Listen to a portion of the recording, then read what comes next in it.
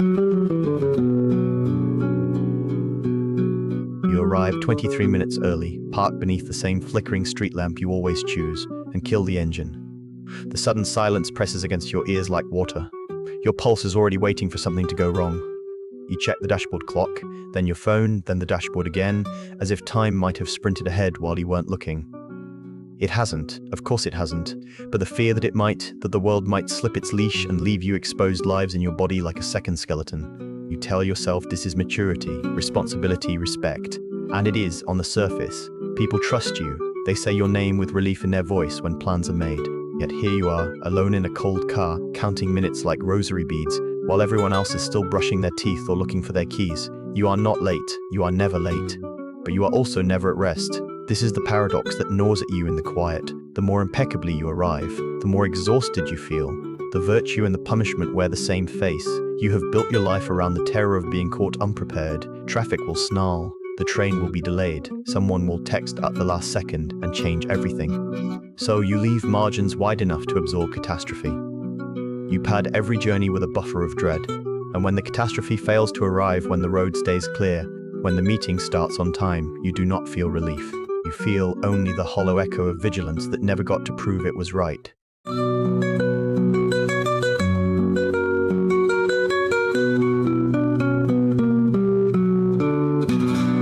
There is a child inside you who once learned that the world punishes tardiness with annihilation. Maybe it was a parent whose love withdrew the moment you stepped through the door 1 minute past curfew.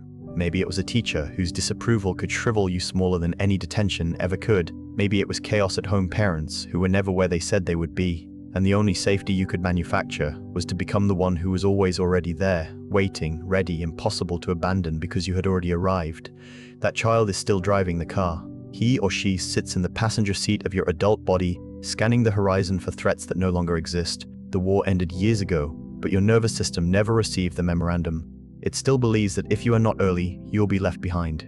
That if you are not early, you are not safe. That if you are not early, you are not loved. So the inner sentinel was born. That is what we will call it, this tireless guardian who mistakes minutes for morality. The sentinel does not trust the world to be kind, so it forces you to be perfect. It whispers that relaxation is recklessness, that ease is the prelude to disaster. It keeps your shoulders high and your breath shallow and your foot hovering over an accelerator that does not need pressing. It is ferocious in its devotion. It has kept you safe. It has also kept you in chains. You can feel it right now, can't you? That subtle constriction in your throat when you imagine walking into a room exactly on time, not late, just on time. Your stomach flips, your jaw sets, something ancient and wordless rises up and says no. Better to wait in the car. Better to be the first one there. Better to sit in the half dark and let the minutes bleed out slowly than to risk the humiliation of being seen arriving with everyone else. Ordinary, human, possibly flawed. Carl Jung once wrote, "Until you make the unconscious conscious, it will direct your life and you will call it fate." The sentinel is unconscious fidelity masquerading as fate. You did not choose this. It was installed in you the way an operating system is installed in a machine, quietly, completely, long before you had language to protest. Neuroscience gives us the map. Your amygdala, that almond-shaped alarm center, lights up at the mere thought of potential lateness, the same way it once lit up at the sound of raised voices or slamming doors. The hypothalamus floods your bloodstream with cortisol in anticipation of a danger that exists only in memory. Your prefrontal cortex, the adult reasoning part, tries to talk you down, but it is exhausted from years of being overruled by a much older, much faster system. The sentinel is not rational. It is primal.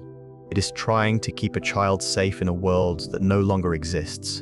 And it has been stunningly effective. Look at your life. Promotions earned because you were never the one holding up the meeting.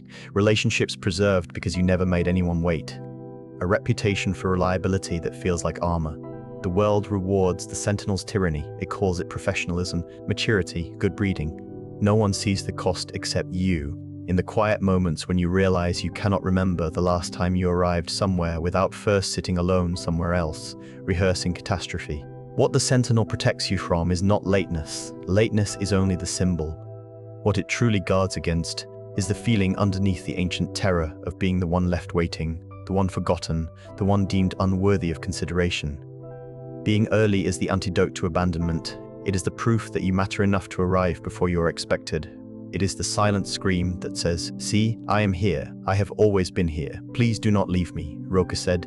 Perhaps all the dragons in our lives are princesses who are only waiting to see us act just once with beauty and courage. The Sentinel is your dragon. It breathes fire across every calendar invitation, every dinner plan, every first date. It has convinced you that if you slay it, something terrible will happen. But what if the opposite is true? What if the dragon is the princess, the terrified, brilliant child who learned too early that love is conditional and time is the measure of worth, and she is waiting for you to stop running long enough to turn around and look at her? The hidden cost is not merely exhaustion, though God knows you are tired. The deeper cost is the slow erosion of spontaneity, of joy, of presence. You have trained yourself to live in the future so expertly that the present barely exists. You are always rehearsing arrival while missing the journey. You are so busy proving you are not the child who was left, that you have forgotten how to be the adult who stays. You miss the way sunlight moves across a cafe table while you wait outside for 20 minutes because you could not bear to walk in only 10 minutes early. You miss the easy laughter of friends who arrive in a loose cluster, unhurried, because you are already seated, back straight, phone in hand, performing calm. You miss the moment when someone might have looked up and seen you walk in, really seen you, because you have made yourself invisible before the story even begins.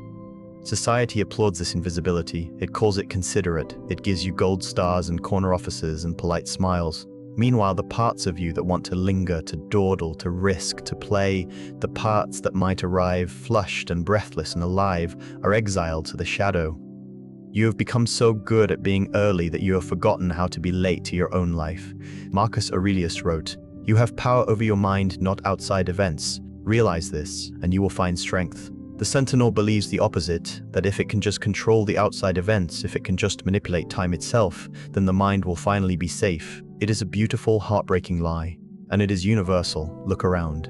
Half the people you know are governed by their own sentinels, wearing different masks. Some arrive early, some arrive late, as rebellion against the same terror. Some never arrive at all. We are all dancing with the same ghost. The fear that if we are not perfect, we will not be loved.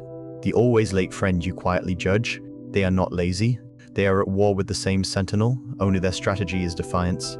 They refuse to bow to the clock because bowing once meant annihilation. Their lateness is the scream that says, "I will not be controlled." Your earliness is the whisper that says, "Please don't leave me." Same wound, different armor. Viktor Frankl survived the concentration camps and wrote, "Between stimulus and response, there is a space. In that space is our power to choose our response. In our response lies our growth and our freedom." The sentinel lives inside the stimulus, inside the invitation, the calendar alert, the possibility of being late, and it collapses the space. It chooses for you before you even know a choice is being made. But the space is still there. It has always been there. It is the pause between the ping of a notification and the moment your body lurches into motion. It is the breath you could take instead of checking the route for the 4th time. It is the single minute you could choose to sit still and feel whatever is underneath the urgency without fixing it.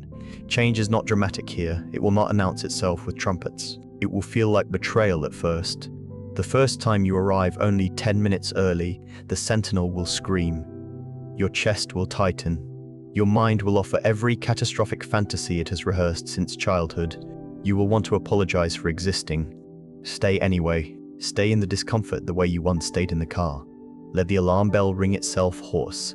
This is how the nervous system learns it is safe, not through perfection, but through surviving the imperfection it feared most. You do not have to arrive on time tomorrow. You only have to arrive 1 minute less early than you did today, and then 1 minute less again. Tiny acts of treason against the old regime. Neuroplasticity is not a buzzword, it is mercy.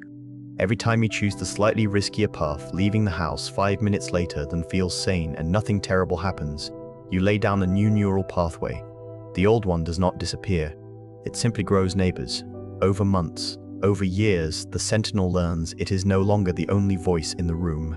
You will never be the person who strolls in 20 minutes late without a care. That is not your wiring. But you might become the person who walks in 3 minutes early, heart racing, palms damp, and truly feels the terror and stays anyway. That is not failure, that is resurrection. You are not broken, you are patterned. The pattern was woven with genius and love by a child who had no other tools. Now you have more tools, now you have choice. One day you will arrive somewhere, maybe a dinner, maybe a wedding, maybe your own deathbed, and you will realize you are not counting minutes anymore. You will be looking at faces.